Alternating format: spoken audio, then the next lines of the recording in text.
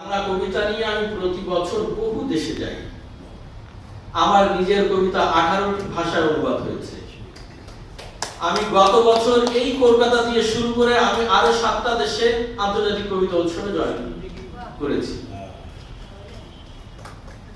ফলত আমি একজন বাঙালি এবং আমি যেখানেই যাই না কেন আমি প্রথমে একটি বাংলা কবিতা পড়ি এবং আমার কিছু কবিতা আছে আমি তাদের দিয়ে অডিয়েন্সকে দিয়ে পড়াই। আমি যখন পড়ি সাথে সাথে পড়ে এবং আমি কিছু বাংলা শব্দ তাদের শেখাই। এটা হলো আমার কাজ। আমি দীর্ঘায়িত করবো না, কারণ আজকে আপনারা আরো অনেকে কবিতা পড়বেন।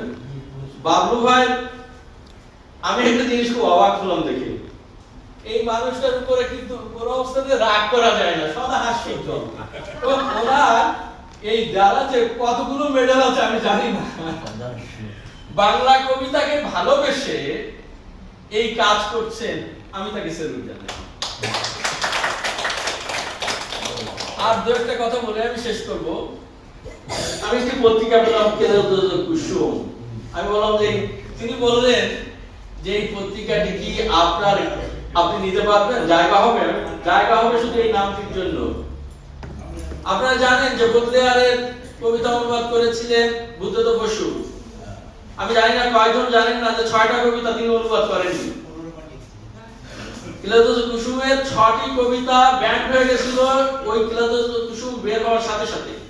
খোদ ফ্রান্সে 100 বছরের উপরে এই ব্যান্ডের আদেশ ছিল, ফলত ওই কবিতাগুলো পাওয়া যেত না। আমি একটু খুঁজে বের করেছি এবং ওই 6টি কবিতা আমি অনুবাদ করেছিলাম।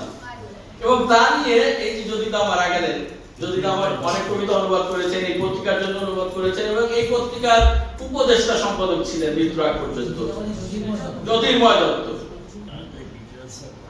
আমি তার স্মৃতির প্রতিও শ্রদ্ধা জানাচ্ছি। আজকে আমি একটি ছোট কবিতা পড়ে আমার এই আলোচনা শেষ করব। শুরুতে বলেছি